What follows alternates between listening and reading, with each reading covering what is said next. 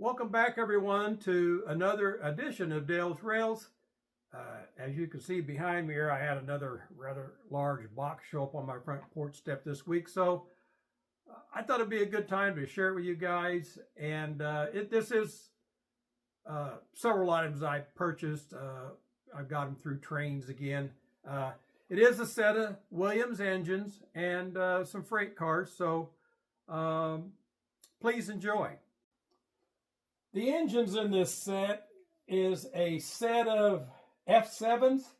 I don't have any F7s in my collection, so this is new for me.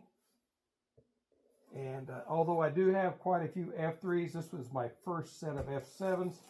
We'll do a comparison on these two just to see the difference between the F3 and F7. And this week, I'd like to do my Nerdvana segment on the F7 diesels. We'll take a look here, make sure, yep. Okay, yeah, so this is also a road that I don't have yet on the F series of diesels. So it looks like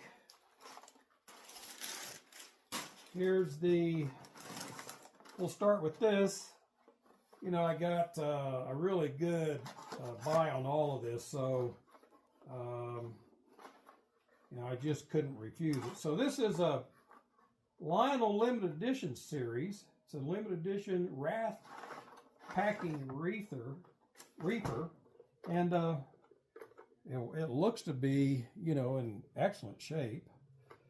So another wood-sided reefer to add to the collection. And so there's the first one. And the next car is a Lionel. It's another reefer car. Wood-sided reefer. This is the Dairyman milk car, so that's kind of nice. Now it's kind of, I don't know if this is the way they're supposed to be. It looks like it's weathered, so that's kind of a little bit different. Looks to be a wood-sided reefer. It's just that they've got the siding going horizontal rather than vertical. So there's that one. Like I said, I got a really good buy on these. I couldn't turn them down. And then we had this little car. It made it mention something about the trucks on these were, the way I took it to mean they were kind of messed up. So it almost sounded like something was bent. So we'll have to take a look at this. But I couldn't refuse this. This was a pretty inexpensive purchase. It's kind of a neat little car. It is a 23rd National Convention, Houston, Texas, June 1977. So we got a stock car here, and so I just thought that was kind of a neat little car. It's got a rather large door on it here. It doesn't appear to open up anyway, but I couldn't turn it down. I had a little cow on here, so that was kind of cute. So I'm not really sure. They made it sound like, looks like I think what they were saying in the description, it looks like the trucks can't be turned around. They're turned in. It made it sound like that the metal was depressed, but somebody just must have took the frame off and turned the wheels inside and screwed it back on. So there's really nothing wrong with this car. It's actually in great shape, so I'm real pleased with that. So all I got to do is just pop the the shell off and turn these trucks around. So that's no big deal. So now let's get into the engines here. Take a look at these. It did say it came with its original instructions and the original packer. We'll get this out of the way. So now I got to open up another box, I guess, because of the original packer. So here's this. Somehow I thought this box would be bigger because there's a power unit and a dummy unit in here both. I believe this model, it does have an electronic horn, but it doesn't have the, it just says with horn. And so there it is. Yeah, they're New Havens. I always thought this was a sharp paint scheme, and I have a set of Marks New Havens F unit or E units, E7s, and I kind of vowed one day that I would have to get a Lionel in this paint scheme, but I'm happy with the Williams model. So I just, you know, I got a great price on these. I think these were listed, I think C6 condition, but looking at the pictures, they look to be in really good shape. To look here and see. This must be the dummy unit. It feels light enough. Get that out. Yeah, that's a nice looking little engine. This this engine is,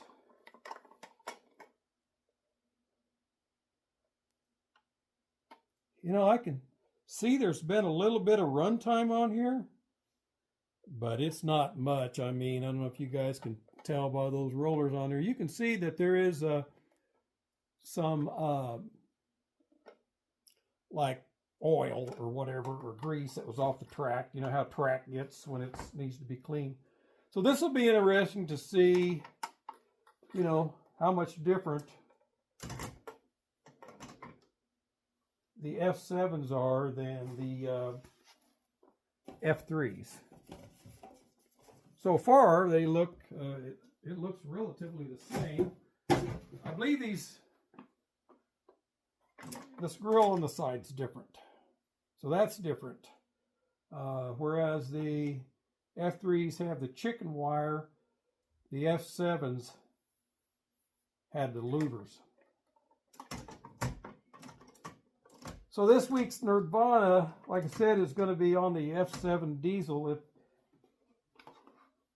you know, if any of you guys are familiar with the F7s, to kind of know what they were known for, please share if you would like.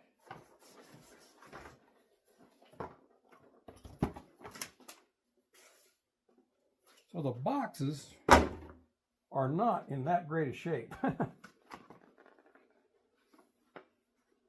So a lot of stuff is falling out. Yeah, this is definitely the power unit, and you can tell by the heft of this, it's pretty heavy.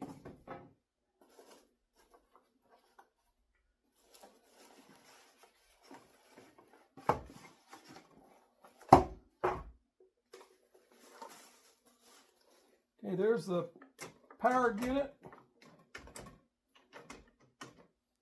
and the dummy. Pretty sharp looking engine. We'll take a look here.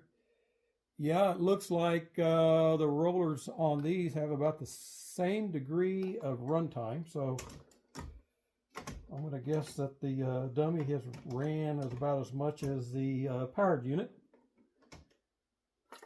which would make sense, I guess. But these, to me, look to be in a lot better condition than a C6. They did mention some like light scratches, but I'm not seeing that anywhere. You know, sometimes it seems like trains errors on the side of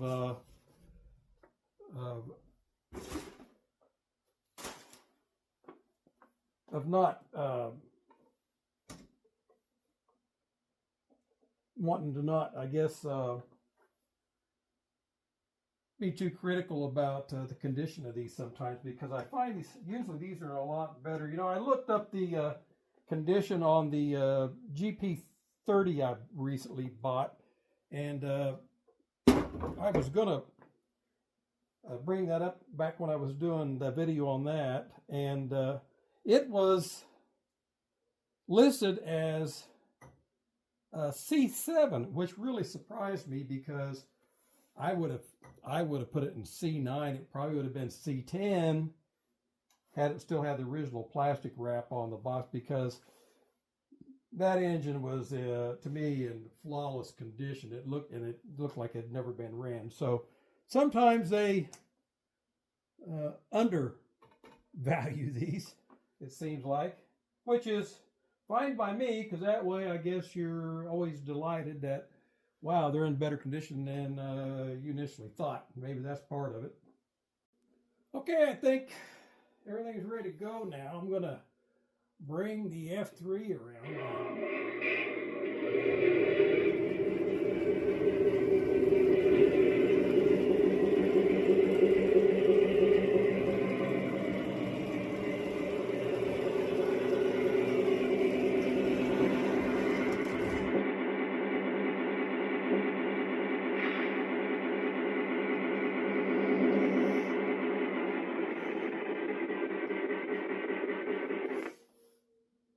Maybe we can back him up a little.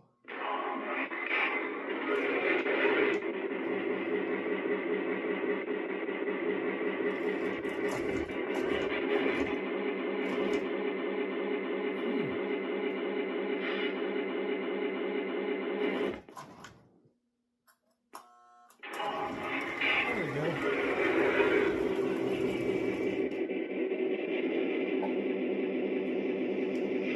Up a little bit.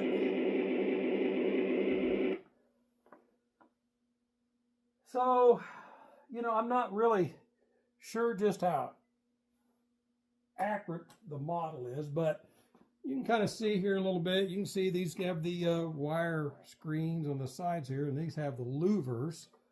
I was thinking the fans were different, but they appear to be the same. In fact, actually, these here actually are, to me, seem to be protruding higher. They're a little bit different in look, not much. There is probably some other subtle differences, but you know, we can kind of go over the you know, the real differences here for our Nerdvana segment. You know, the F7s were produced from 1949 to 1953. The information I had said it's the fourth model of the F units. I don't know how that's possible, since it's F unit 7, so an F7. So I don't know what the other units or how they came about. Maybe it was maybe it's due to a successful F unit. Maybe that's the difference.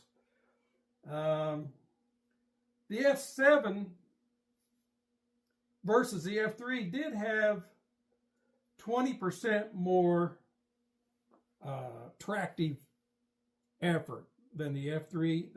I believe that, yeah, they were both 1,500 horsepower. The major difference on these is the electrical, you know, the internals, the electrical system in here was vastly improved over the F3. So much so that these were very popular to use for both freight and passenger, even though these were designed primarily for freight service. They did have, I think they both did have 1,500 horsepower. They're both a 1,500 horsepower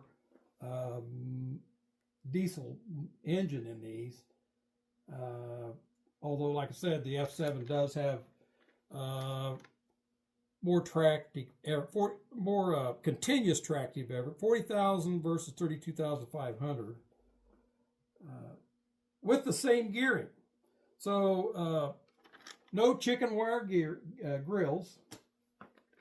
So that's probably the most significant outward noticeable difference. You know, the number board here is a little bit different looking. You know, they both still have a single headlight. I was thinking maybe I thought maybe this might have had a dual headlight on it.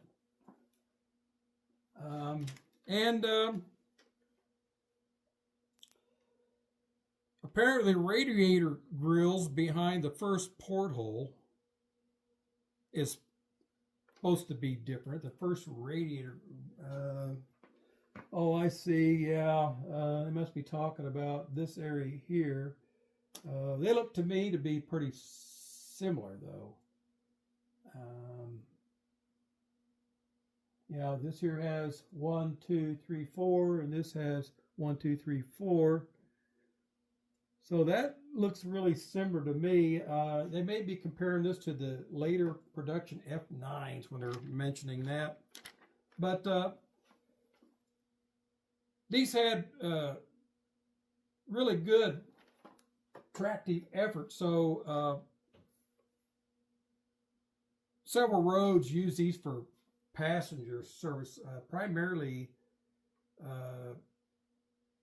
especially if they were dealing with grades, it sounds like, probably because of the continuous tractive effort. The Santa Fe use these for their Super Chief passenger service, and Great Northern Empire Builder used these for passenger service. The F7s were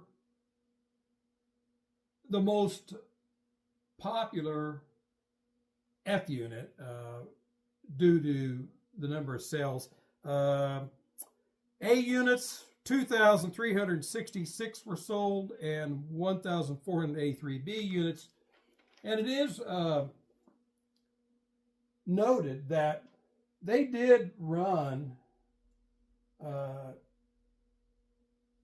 the F7s and the F3s together in a makeup. They MU'd those together.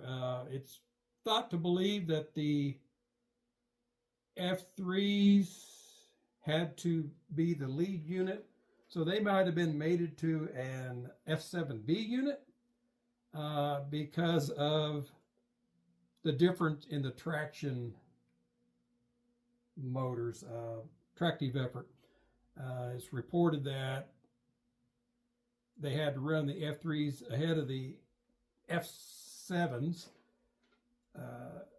because of the tractive effort difference would cause the traction motors to overheat in the F3s if they didn't. So apparently it could pull, it just couldn't push, is what I'm thinking is the difference there. So, you know, I think we'll run these around a little bit. Get a look at the new cars as they go by as well.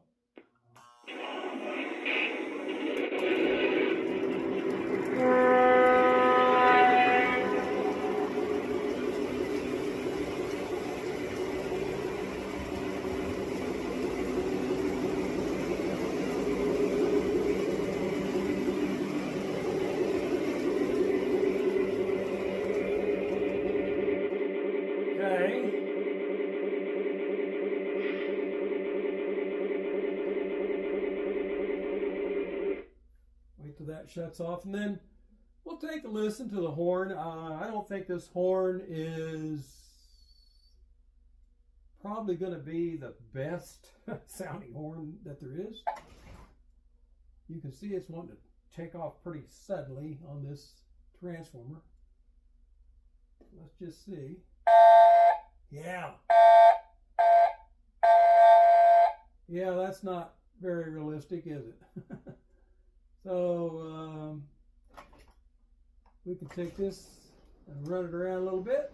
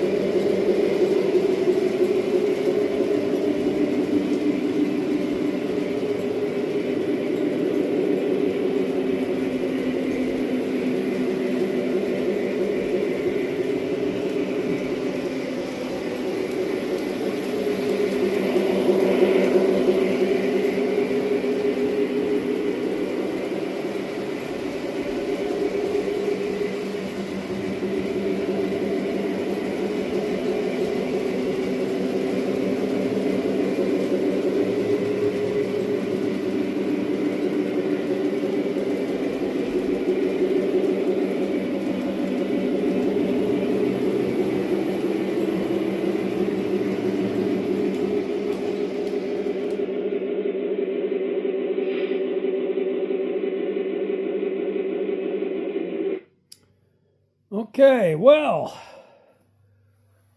it's a pretty nice looking set.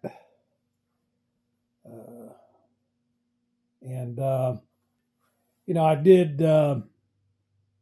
take some time to go in the other room and look. Apparently, I do have another set of F7s. I didn't realize they were. They are another Williams set. They are the set of Western Pacific F7s.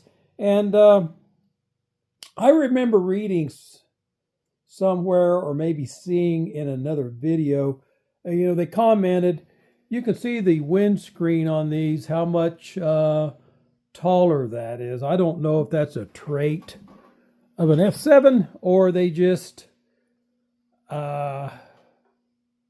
Williams just has a different mold for their shell. But I thought I'd point that out if there's a difference there between an F7 and F3. Maybe some of you guys can comment on that if you would. And, that's all I have for this week. I hope you guys enjoyed the video. Until next time, you're watching Dale's Rails, and thanks for watching.